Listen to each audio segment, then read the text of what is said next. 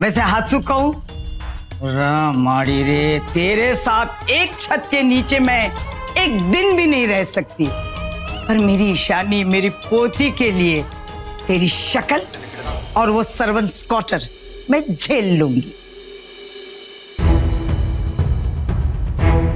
ठीक है, मैं तुम लोगों को 1 महीने का टाइम देती हूँ। 1 महीना मैं भी तुम लोगों को झेल लूंगी। दोनों परिवार एक ही छत के नीचे एक साथ रहेंगे जैसे पहले रहते थे।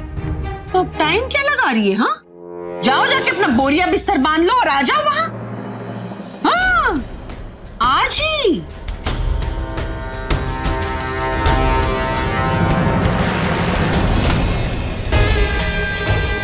अरे मेरे ठाकुर जी, वाह, आपने तो सारा काम आसान कर दिया।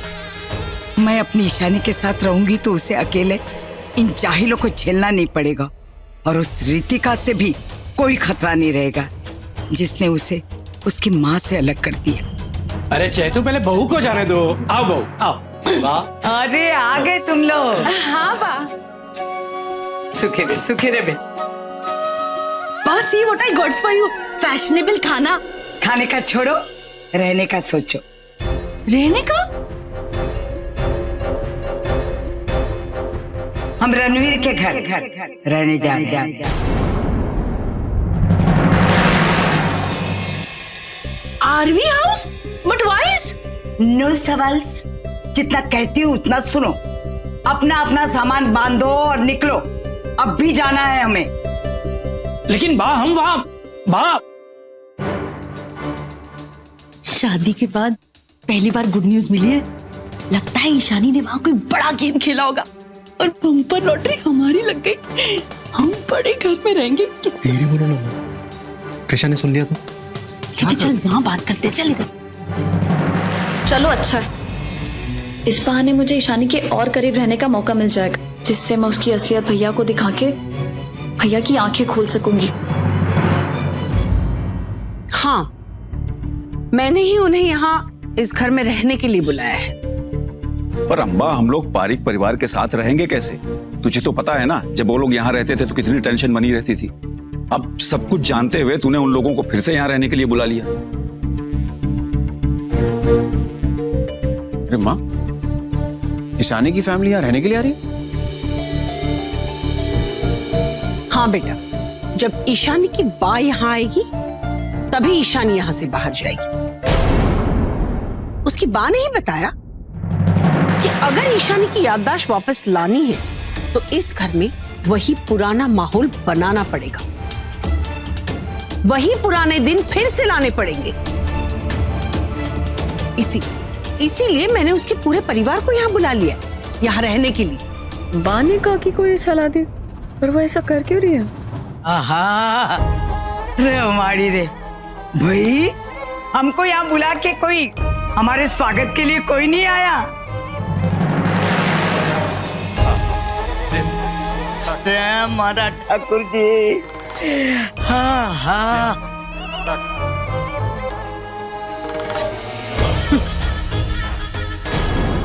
वाह भाई वाह, वाह भाई वाह।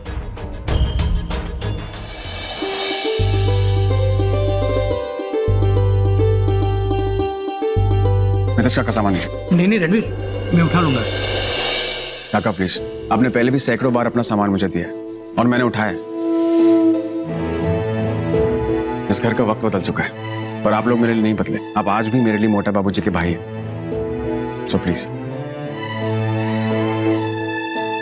अरे रामू,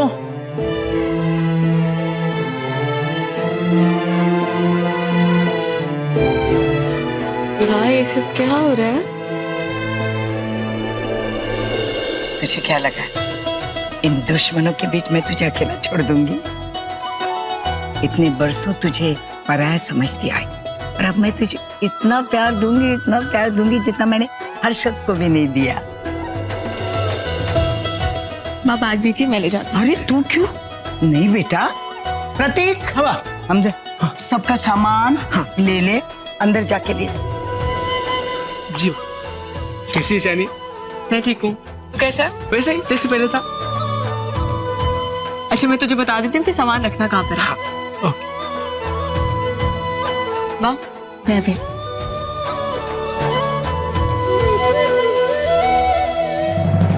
नमस्ते।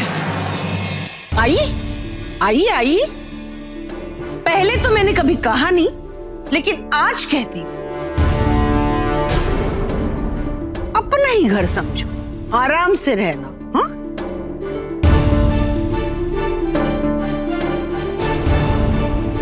रहेंगे हो?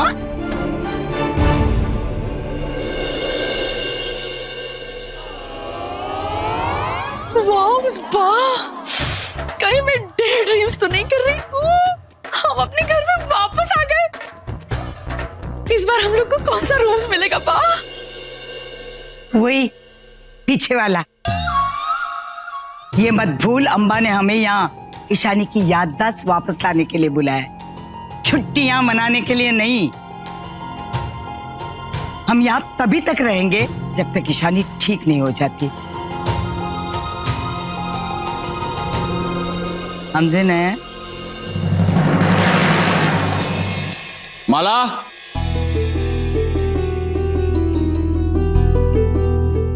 इनका इनके हस्बैंड का सामान गेस्ट रूम में रखवा दो।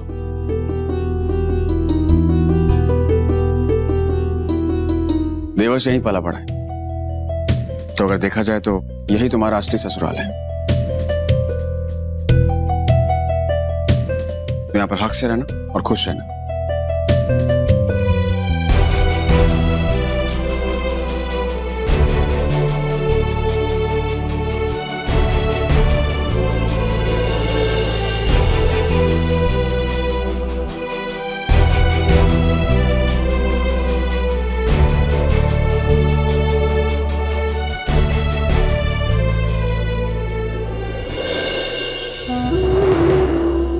इससे पहले कि मेरी रिपोर्ट आए, मुझे इस घर से निकल जाना चाहिए।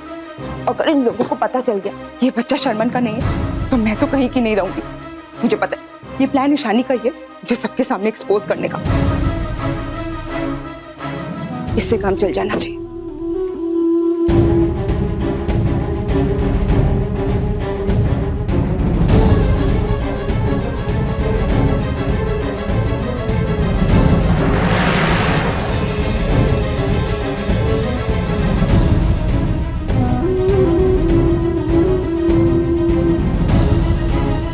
अरे बेबी डोंट वरी, मम्मा आपको कुछ भी नहीं होने देंगी।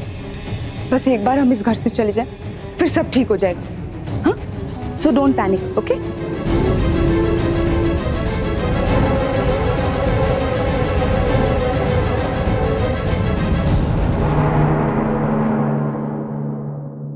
रिपोर्ट आ चुकी है। अब मैं तुमसे नहीं, ऋतिका तुमसे बात करेगी।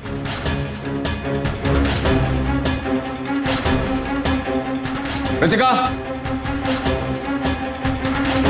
ऋतिका, पहले रिपोर्ट देख तो लो, क्या पता उसके बाद तुम में से कोई भी मुझसे बात करने के लायक न रहो। हाँ रणवीर, रिपोर्ट खोल, हमें भी तो पता चले इसमें लिखा क्या है।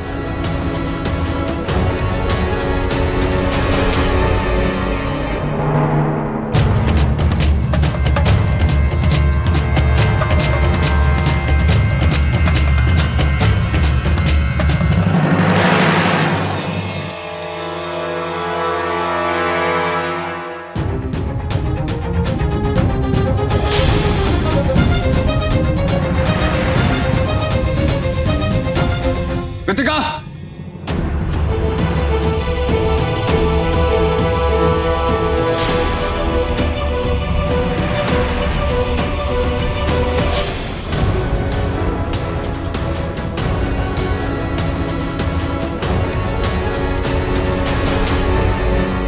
हाय मोटी बहन, ये क्या हो रहा है? अरे क्या लिखा होगा उस पे? पता नहीं लक्ष्मी, लेकिन रणवीर को देखकर तो लग रहा है कि जरूर कुछ गड़बड़ है। ऋतिका,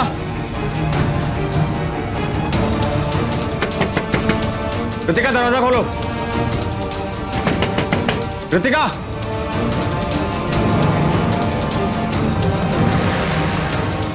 रितिका, रितिका, रितिका।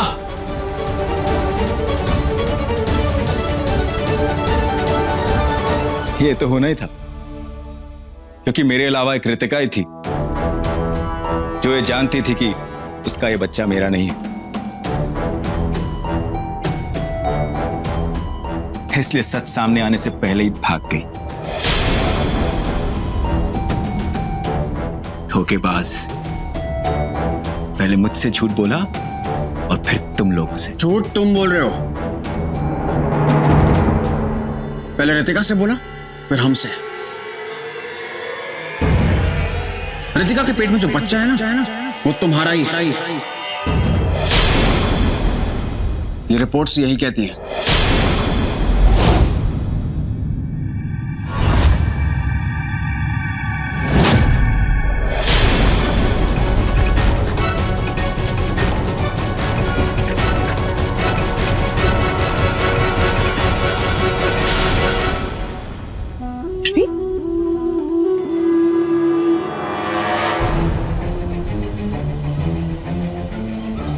क्या हुआ?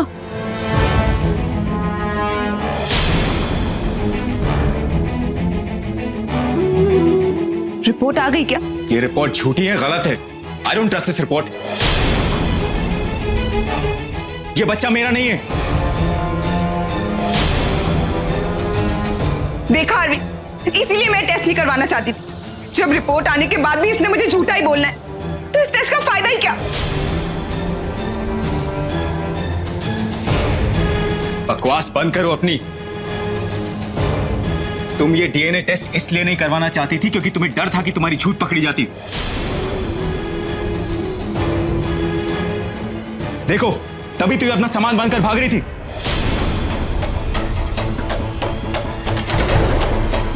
इसे डर था कि जब सब इससे सवाल करेंगे तो क्या जवाब देगी ये। मैं क्यों भागूंगी आगे, जबकि मैं अच्छे से जानती हूँ कि ये बच्चा इसका है। देखो ना, रिपोर्ट में भी तो यही लिखा है। तो फिर जरूर तुमने ये रिपोर्ट बदलवा दी होगी। बताओ तुमने ये कैसे किया और कौन शामिल है तुम्हारे प्लान में?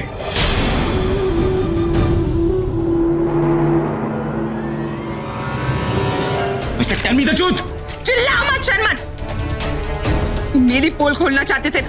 पोल तो तुम्हारी खुल चुकी है। तुम ही तो चाहते थे कि मैं डीएनए टेस्ट करवाऊं, और अब जब ये रिपोर्ट तुम्हारे सामने है तो तुम्हारा झूठ भी सबके सामने आ चुका है।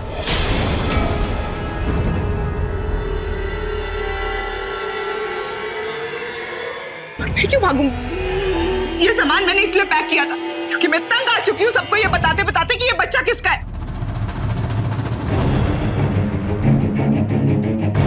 और मेरा कसूर ही क्या है? यही ना कि मैं एक औरत हूँ, इसीलिए मुझे अपने बच्चे के बाप का नाम का सबूत देना पड़ रहा है। क्या मेरी कोई सेल्फ रिस्पेक्ट नहीं है? शर्मन, तुमने मुझसे रिश्ता तोड़ दिया, लेकिन मैंने डिसाइड किया कि मैं इस बच्चे को जन्म जरूर दूंगी, इसे एक अच्छा फ्यूचर दूंगी। मैं बिल्कुल अकेली थी, तब हार्वी ने मेरा साथ दिया, मुझे कॉन्फिडेंस दिया कि मैं दुनिया में सर उठा के जी सकूं।